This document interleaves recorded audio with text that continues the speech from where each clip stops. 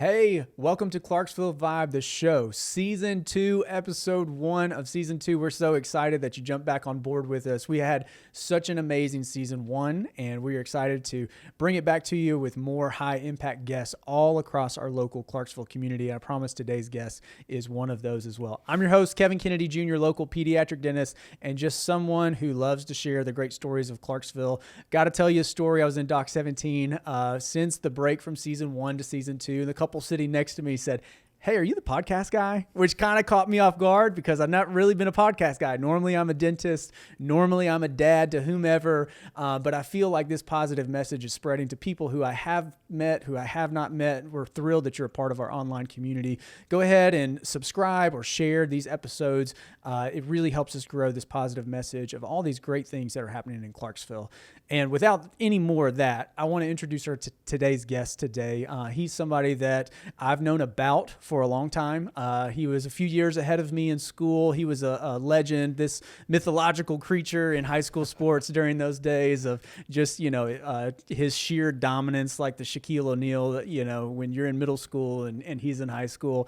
And just recently, we've been able to connect a little bit more on a personal level. And I'm really excited to share with you something that he's got going on in his personal and professional life now, because it's really important to me, something that I want to be a part of. And I pitched to him this idea of, hey, you got to come and share not only the story of you in Clarksville, not only the story of you and your family here, but what you've got going on now. This is Aaron Wallus, Coach Aaron Wallus, currently teaching in our local schools, but he is making the transition to be on staff with the Fellowship of Christian Athletes with FCA here in our local community. So, Aaron, super glad to have you, man. Glad to be here. Yeah. I don't know about the legend part, but thank you. That's flattering. Well, it's funny, when you're 4, 5, 6 years ahead of someone, locally, like when you're in that, you're in high school and they're in middle school, everyone is a superstar. Yep. You're like, oh, that dude is so dominant. Yep. It's like, I'll never be as cool as he is. Look at him.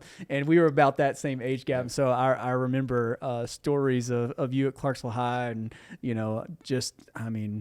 really had a great career athletically, and now have continued that in coaching. Most recently, you've stepped away from coaching, but most recently was the head coach at Northwest in terms of boys basketball, and really had a great run there. Some good fun things that came along the way. Yeah. And now you're making this transition to FCA. Yeah, absolutely. It's an exciting time for me. I do being an athlete and a coach, you're so locked into that lifestyle. I wouldn't be transitioning into something that didn't have to do with athletics and coaching. That's right. Yeah. So FCA is different than being a PE teacher and a head basketball coach, but it's kind of the same realm. I love being on the court and at the fields and in the locker room. So yeah. And I've shared this with you, but I feel like you have this presence, this demeanor about yourself that can really connect with athletes. And that's at the heart of FCA. You can connect with coaches. That's at the heart of FCA, of being able to connect to the athletes and the coaches. And FCA has a really long-standing, rich, vibrant history in our local community. And so we've got to give a shout out to Gary Rancorn, who's just been doing it as long as we've known about it, right? The legend. There's the legend, Gary Rancorn. Yep. Absolutely. He's just, been pioneering all of these programs in a lot of local schools. But what I'm excited about and, what maybe connected us is something that's been on your heart and on your vision of bringing FCA, someone full-time there really on Austin Peay's campus. Austin Peay plays such a big role in our local community in terms of education, but also athletics. And FCA on Austin Peay's campus, what excited you about that? Well, I always, when I was a kid in the backyard, I always had a dream of making a buzzer beater, playing for Dave Luce, making a buzzer beater and beating Murray State. Nice. So I grew up with this dream of just making one shot for Austin Peay. That's right. And beating Murray State and going to the NCAA tournament. So I just grew up. I'm Clarksvillian. Yeah. I was a part of the Govs gang at Austin Peay. I don't even know if they still have the Govs gang. I don't think they do. But I was the kid drinking soda and eating popcorn and yelling at the Austin Peay games. That's right. And it even goes back further than that. My dad actually, Dennis Pogo Pagan, played basketball at Austin Peay. I didn't know that. In the late 70s, early 80s. Okay. And that's where he met my mom, who was playing basketball at Clarksville High. So I got a history of just following Austin Peay sports. Yeah. And as a kid, having that dream of playing for him. Well, I ended up being a Blue Raider in the long run. Yeah. But, the college campus is full of future leaders. Yeah. Is full of a lot of different type students. But our athletes on campus are so important for our communities. And, man, I just had the dream of touching Austin Peay State University. We've had FCA staff on campus. That's right. But Gary is taking that role over, which is kind of not his role. And we're looking for full-time on-campus FCA staff just to build up the campus, build up the coaches and the athletes in Christ. Yeah. So tell us a little bit about, because, I was on campus as a student, 03 to 06. I show up on campus 5 or 6 times a year, to go to a home football game. I might make a basketball game, but I'm not really involved as much as you might think you would be, with your alma mater. Mm-hmm. You're involved in the community, but I just don't get on campus as much as I thought I would. But what does FCA on campus look like these days? Because these are big-time college athletes. Uh-huh. These are, really talented, very, very busy student athletes. What does meeting with them in an FCA role look like? How often is that happening? And who's involved with it? So me and Gary Rancorn, we're part of the leadership team on campus at Austin Peay. So we have 5 student leaders. I'm going to say first names because I can't remember all the last ones. But Ryan Martin, Kelsey Mead, Michaela, and if I mess these up, guys, don't be mad at me. Yeah. Katie Bond and Savannah. Yeah. So we have 5 student leaders on campus. Across multiple sports. Cross country and track, volleyball, and soccer. Yeah. Women's soccer. So we meet as a leadership team 2 or 3 times a month. Yeah. And we have a multi-sport huddle on campus with Austin Peay every Monday night at the Dunn Center. Yeah. So we're able to touch. We just met last night. We had about 15 to 20 student athletes. Right. And we're just able to touch the lives of the student athletes through the multi-sport huddle. But the goal of FCA is not just the multi-sport huddle. The goal is to have team huddles, coaches huddles within the programs. Example, Coach Scotty Walden is a huge supporter of FCA. And we were able to go to his meeting room, bring him FCA resources, share a little bit about FCA this year. And he extends the welcome to come to practices, just to be ingrained in their program. I think some of their position meetings, they do Bible studies and devotionals. So FCA wants to be a part of that. Absolutely. To say, hey, Coach, you're focused on the program, the X's and O's, and the academics. Let us come alongside and help encourage with the spiritual and with Jesus Christ. Yeah. That's super powerful. I don't know if you knew this, but my wife, when she played soccer at Austin Peay, she was on Gary's leadership team back in the day. And so I remember what an impact FCA had on her, and, even in the brief interactions that she had with Gary being a part of his leadership team, still today, that relationship 15 plus years later is important to her. And she enjoys seeing Gary and has enjoyed seeing his kids grow. What I know when I was on campus at Austin Peay is when people came and took an interest in me as a person, right, as a developing leader, a developing student, that impact, in those critical years of 18 to 22, 23, these student athletes are looking for someone to latch on to. That's, Absolutely. Maybe different from their parents, but not to replace their parents, but just someone who's going to come alongside them that they can ask the tough questions to, that they can share their doubts with, they can share their frustrations with, and then help them grow and challenge them and take them along that faith journey. And FCA plays such a big role because student athletes are very, very unique creatures. It is not like being a a ambassador of faith or a ministry person to people in the Greek organizations. Yep. Their availability, their schedules, their just kind of how they hold themselves, what's expected of them is so much different. And Absolutely. so, what I love about FCA is it's kind of niche, but it's so critical because you've got to have someone that's on campus that understands what it's like to be a student athlete and what it's like to compete at a high level. Mm-hmm. You've got high performing young men and women who are really usually pretty talented in the classroom also. They're just well-rounded all around. Absolutely. And so to be able to lead them in their journey of faith with the help of FCA and all the resources that FCA nationally and globally has, to me is such a powerful thing. So I wanted to, jump on and be a part of it with you and give you this opportunity to share what you're hoping, what your vision for FCA is. But I guess, enough of me talking. My question for you next would be, that's a big change, right? Going change, from PE teacher, going to, full-time FCA, because FCA is not necessarily a salaried position, right? Yeah. So you're making a change for your family. You're reprioritizing things in your life that are a little bit different. And so if someone wants to know more about how they can help you, support you, what does that look like? So in order to come on full-time with FCA, we put together a home team of partners and donors and investors. So in order to partner with me, we would obviously meet. There would be the relationship connection, which we have. And we would, God would impress upon your heart, hey, I am bought into this ministry. We need this on our campuses at Austin Peay and in our high schools and middle schools, and you would financially support me to go out and step away from teaching and go into full-time ministry. Yeah. So that partnership involves automated monthly partners. Yeah. So people that, along with your regular giving to church, you would also make an offering to give to me monthly to be able to go out into the field and minister. Also, one-time gift. Investors and donors play a big part in this also.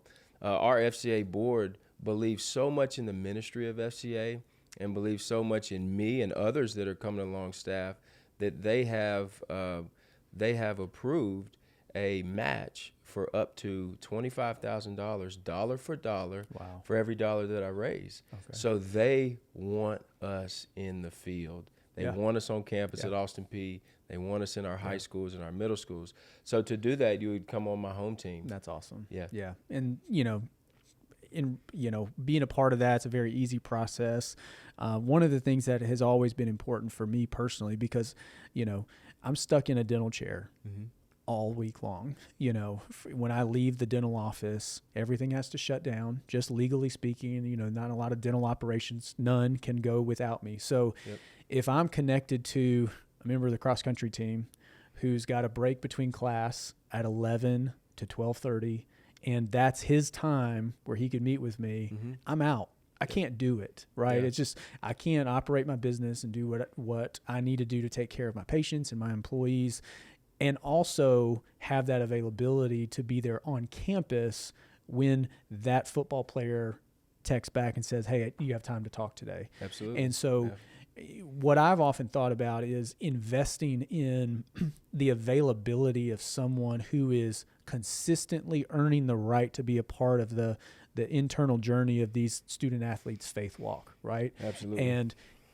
we can't expect Aaron Wallus, PE teacher, head basketball coach at Northwest, to be available on a regular basis when these student athletes are available. You're a father, you've got lots of things going on, any more than you could expect me to be available. We can FaceTime, but that's it. I can't get on campus. And so, to me, it's always been, if this is something that we really believe in, that student athletes on campus of our local university are worth creating a place in the margins of our budgets to prioritize them, because it's a unique demographic that it just requires a little bit of sacrifice, requires a little bit of investment. And it's one of those investments that, I joke with my financial planning buddy, but it's like, those returns never go away.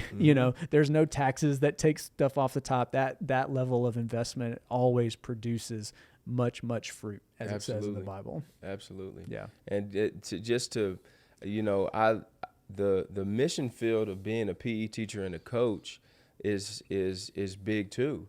Like there's a lot that I've been able to be a part of athletes' lives and other coaches' lives at Northwest High School and at Kenwood High School. Yeah. So our high schools are very important too. But where I feel like God's called me is to the full-time part of that, and not necessarily, the 7:05 to 2:30 being a PE teacher and teaching games all day, which is a lot of fun to be honest. But God's got a different calling on my life, and I've really felt that over the last probably 3 or 4 years since I've been walking with FCA. Yeah. Well, I'm really excited about, partnering with you and getting you connected to others who can help make this process faster to make that transition for you. And so obviously, if you want more information, we'll leave Aaron's contact info down at the bottom in the show links, or you can reach out to us through our social platforms. We'll be happy to get you connected. But FCA is one of those nonprofit, faith-based organizations in our community that has got decades plus long history of integrity, using their resources well. And so we know that any investment in you being able to be on Austin Peay's campus is nothing but positive. So I also want to hear a little bit about, and I think our listeners would hear a little bit about your story just personally. And obviously you had, a great athletic career here in our local community. You went to Clarksville High, right? I think we can start there. And as we were kind of prepping for the show, you were telling us about your 9th grade season. Freshman, moving into high school sports, and it sounded like you had a really cool year. So tell us about that. My 9th grade season was great, but I want to backtrack a little bit to 8th grade at Richview Middle School as a Cowboy. The Cowboys. So in 8th grade, I actually played for Coach boys basketball for Coach Tim Chilcutt. And I remember going from 7th grade to 8th grade, Coach Chilcutt said, Aaron, in order for you to play in 8th grade and play a lot of minutes, you need to lose your spare tire. You got to lose some weight.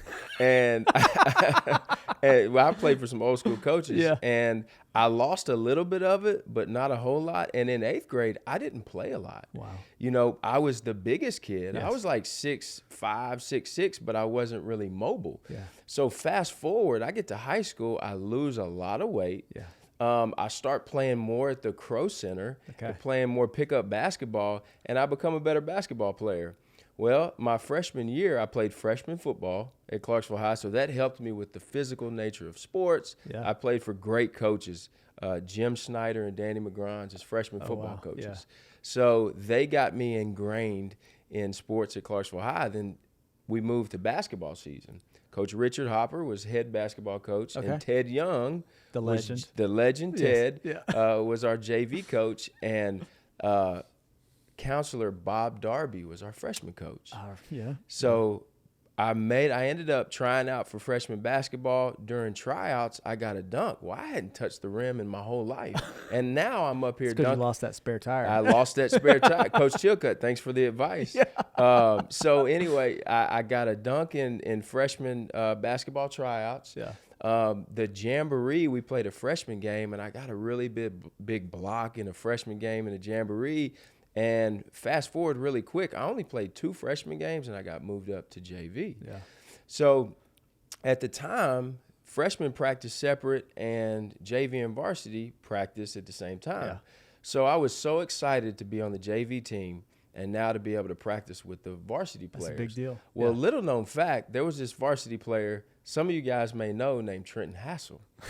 So being the few of us know who he is. So being the backup, or maybe the backup to Trenton, I always got matched up with him in practice. Oh wow! And I lie to you not, I went home crying every day my freshman year because Trenton dunked on me maybe 2 or 3 times a practice. Every practice. And he had the sharpest elbows in the world. Yeah. So that basketball season really shaped me as an athlete and a competitor in a humbling way. Yeah. But we finished up that season and we went to the state tournament.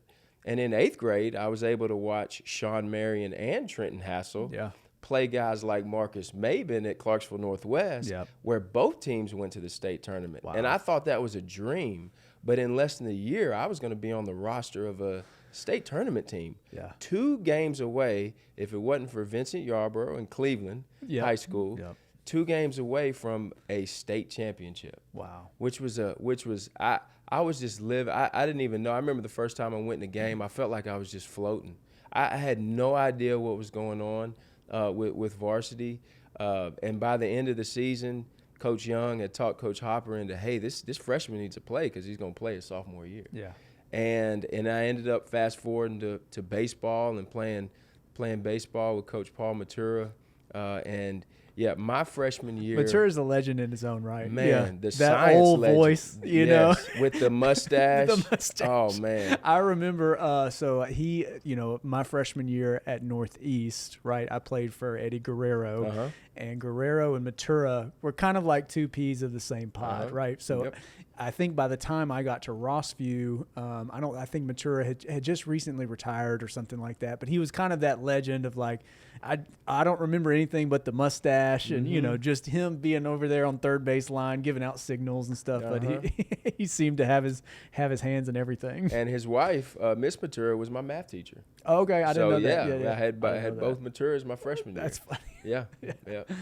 Derek Crass was an assistant coach then. Derek Crass. He calls me. Derek Crass started coaching me in Little League Baseball when I was about 8 years old. And I was probably taller than Coach Crass at that time. And he called me Shorty. From that day on, he's always called me Shorty. That's a great Clarksville Vibe podcast story right there. Absolutely. Because Derek Crass is probably all of 5'6", I just barely outgrew him. So, but that's exactly like something he would say. I saw Coach Crass. He was helping coach his grandson, Clarksville Orioles team, right? And so this is, I think, Jostin's kid. And I just got such joy because Derek Crass coached me for Clarksville Orioles because I played with his son Jacob. We were the same age group, and so we kind of grew up around each other. But I had so much joy watching this, legend in the baseball community, Derek Crass, out there trying to teach these young kids signals and things. Because I remember Derek Crass, my very favorite memory of him was him trying to scheme up these like first and third plays, and he'd be calling them from the dugout. It's like, we're 12. We don't really know what we're doing, My whole freshman year, I think Coach Crass pulled the JV team to the side, and we worked on bunt defense the whole year. He went a whole season, and we had a new bunt coverage every single day. I was like, Coach Crass, I just want to strike people out. That's right. We don't want to do bunt coverages all. But there's another legend for you. That's a legend. A lot of coaching legends there. So my question to you would be, do you feel like your coaching style, as you got into coaching at some point and became the head basketball coach there at Northwest, did any of those coaches influence your coaching style, your demeanor, or how you ran practice? Every one of those coaches influenced me. Yeah. I can't forget Coach Forney Abbott, who was my travel baseball coach. He wasn't my school coach. So when you're a school coach, I think you have the added influence of the education system and everything like that. Well, Coach Forney was my travel coach, so it's a little bit more relaxed. But he guided me through. He told me all the time, Aaron, you got to quit playing basketball. You just need to focus on baseball. Yeah. But he loved me as a coach. Yeah. So I think Coach Abbott showed me the tough, old school, hard-nosed, empathetic coach. Yeah. I felt like he cared about me. Yeah. Now, my other coaches cared about me, but I really felt more like he cared about me. As opposed to and this is not a knock on my coaches at Clarksville High, we were about business. Yes. We were about performance. My sophomore year, we had been to a state tournament. The expectations are high. Yeah. Clarksville High baseball was really good back then. Football, we were competing. I mean, we were playing, big time teams in the state of Tennessee, the baby Shacks at John Henderson at Pearl Cone type guys. Ron Slade. Like the standard of athletics at Clarksville High is very high. Yeah. So but I had some old school coaches. Yeah. So me getting into coaching, I felt like I had that side where I really understand my players and where they come from, and I care about them as people, and especially as a believer, I care about those players. But when it's practice time, when it's game time, we don't have time to talk about our emotions. It's time to go to battle. Yeah. And I can remember Coach, I'll tell you how old school Coach Young is. I was never late to anything. Yeah. Never late. I was so committed. It was crazy. I say I was never late. I just told a lie. I was late to one shoot around before we were going to take a bus to go play at Whites Creek High School. And I might have been a minute late. Yeah. And I walked in, and I was probably a dumb sophomore and just, oh, yeah, I'm just going to jump in. Yeah. He's not even going to know I'm not there. So we go through the shoot-around.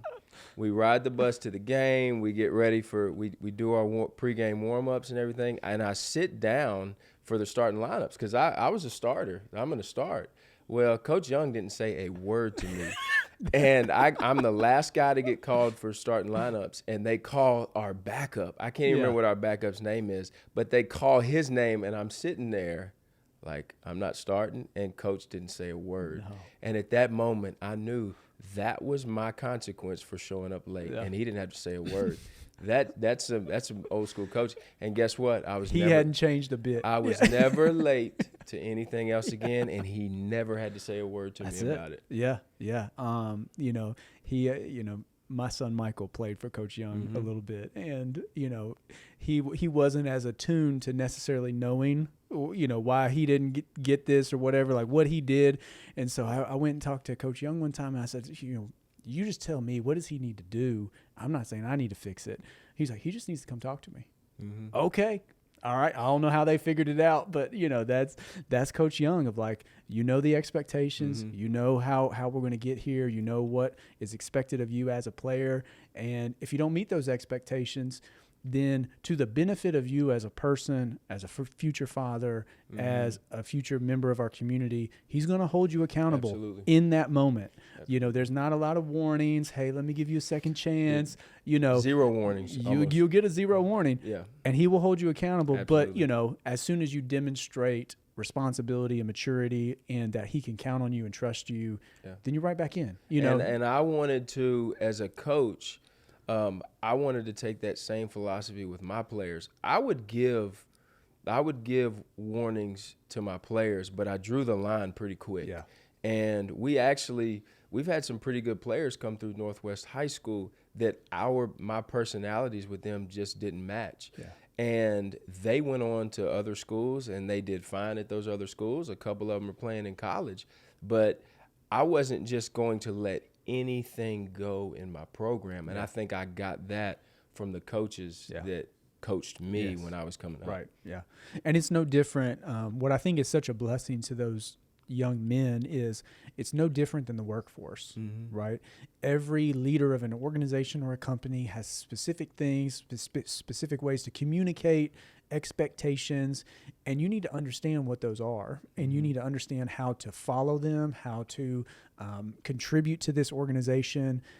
And if they hold you accountable, sometimes it comes pretty quick. And, it's much better to learn that lesson as a 15-year-old sophomore than it is a 24-year-old who's got rent due in 2 weeks, So I have always appreciated that, long-term vision contribution that coaches make to kids, because you want them to be available to play in the next game. But what you want most for them is to be prepared when they're on their own and independent, that they look back and say, hey, Coach Young told me, or he didn't even tell me one time, but he held me accountable, and guess what? I've never forgotten it. The great Reverend Billy Graham said, a coach will influence more lives in a year than most people will influence in their whole lifetime. Absolutely. And that statement rings to be so true.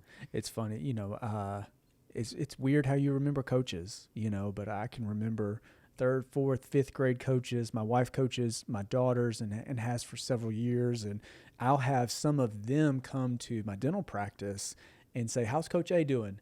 And, this was a girl that she coached at 11 or 12, and they're 16, 17, 18. It's years past, and it was just a little rec league basketball, Hilldale hoops. And yet she was making an impact that lasted several years beyond her. And that's true of a lot of coaches. And which is why I think FCA's role on campus, what I love about FCA's model is it actually includes the coaches as well. Because if you're just trying to get to these players, that's okay, Mm-hmm. right? But the brilliance in the strategy of FCA in the high schools, middle schools, and on campus at Austin Peay is that you're including the coaches as well as a high priority. The coaches are the highest priority, because if you can reach the coach, the method is that you can reach the team and the program and the players. Yeah. So the coaches are vital.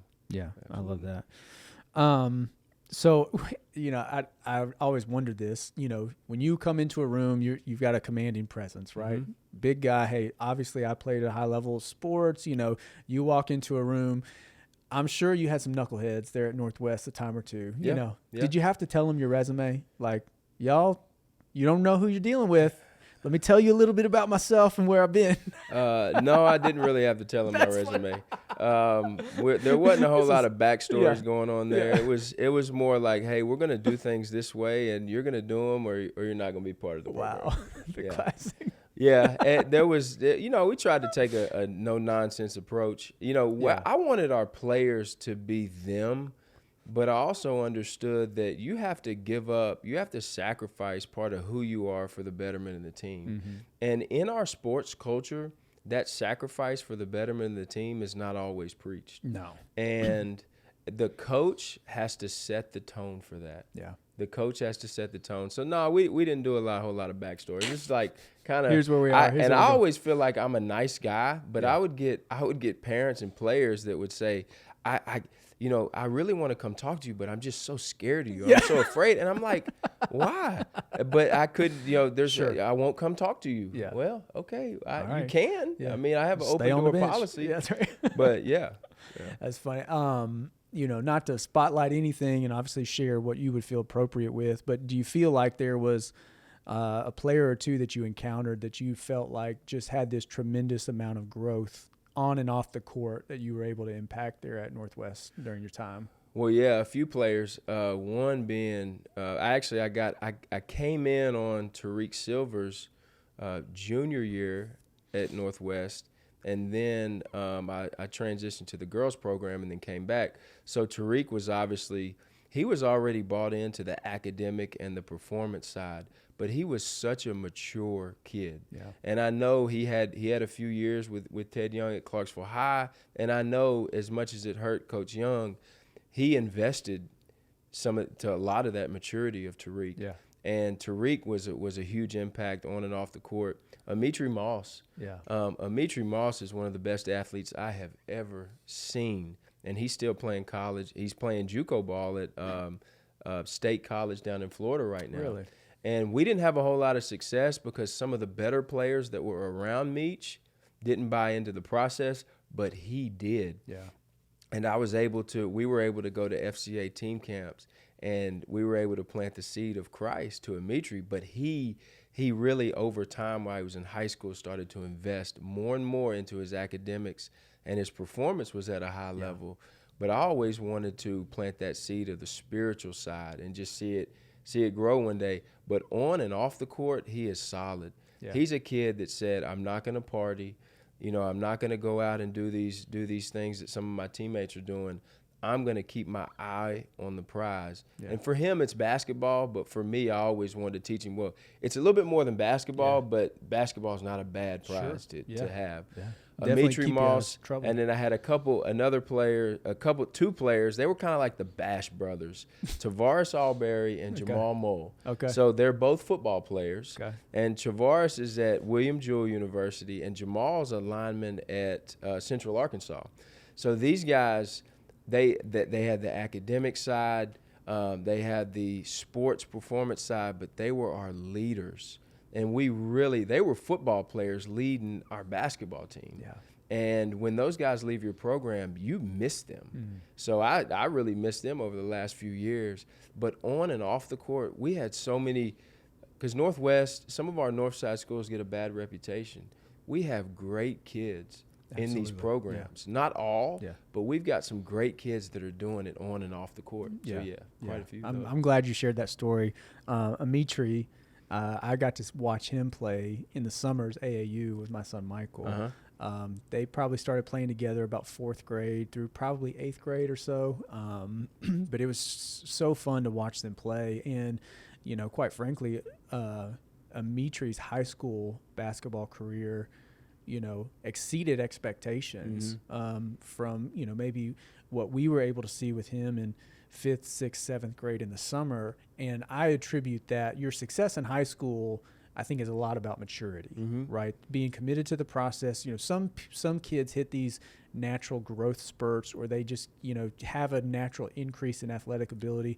Mitri was always extremely athletic, great, well-spoken kid, always fun to be around. But I think his maturity is what allowed him to get to the point where he was, as an outsider looking in, I was not the coach, but it looked like he was carrying that team. Well, when you score 50 points in a high school basketball game, yes, you've got a mentality about you that's different, right? Yes, and absolutely. I'm sure he'll be spoken well of in the halls of Northwest, and for a long time coming. Absolutely. Yeah, it's fun that you got to be a part of that. Thanks for sharing those stories. Those are all really good. Well, we're going to wrap up the episode and kind of head into the lightning round. So lightning round is just a couple fun questions at the end, just kind of letting us know a little bit more about yourself. Biggest leadership takeaway from coaching? You have an undeserved, when you become coach, you have a undeserved level of influence that's astronomical. Undeserved. That's a powerful word. You automatically become very influential. Wow. And we have to use that influence. That's why I'm with FCA, and I want to be the coach to the coach. We have to use that influence for good. Yeah. Powerful. Good. Yeah. Aaron Wallus, we talked about your freshman year. It's funny to go back and think about the things we used to wear, what was in style. What was your fashion style back in 9th grade? My fashion style in 9th grade was bad. I can tell you, I had this story. Only in today's terms. So back in the day, I'm sure you were fly. Yeah. Maybe, but I was the type of kid where, now my sophomore, junior, and senior year, I started to become a little bit more cool. But my freshman year, I was the player that wore my basketball shoes to school. And I remember spraining my ankles and having Teresa Sparns was our trainer, and we had student trainers. A legend also. Legend that would wrap our ankles. And I could remember one of the student managers wrapping it. She took my basketball shoes off, took my socks off, and she said, "Man, your feet stink." So I was the guy that was wearing my basketball shoes to school. So that tells you a little bit about my style as a freshman. You didn't have it. Yeah. Your first job ever? Outback Steakhouse busboy. Wilma Rudolph Outback Steakhouse. Yep. Yeah. Yep. Nice. Doing the dishes. What does Clarksville as a community need most from its older generation? And the reason, let me frame that question a little bit. So we're both in kind of this, Gen X, millennial kind of hybrid, right? And I think a lot of times we fail to recognize the contributions that are still ongoing of our, let's say, boomer generation and above, right? Yeah. We still need things from them, right? What is something that our local community still needs from that generation as they're looking at their kind of maybe even transitioning their mindset sometimes to legacy thinking? Yes. What would you say we need from them? We need the older generation to share, first of all, not give up on the generations that are coming up, because there's a lot of worldly things that are coming at us very fast that have a huge impact on our society and culture. Yeah. What we need is our older generation to share their successes and their failures and encourage us to keep fighting the good fight. Not look at them and say, "Man, that generation is just lost forever," but to say, "Listen, let me take you under my wing. I've lived through a lot, and I've had successes and failures, but I'm going to share with you what's happened in my life that can impact your life and the generation under you, to not give up the fight, to not give up the fight for our kids, for our coaches, for our athletes, for our student, and for our culture, because our enemy is fighting hard in our culture.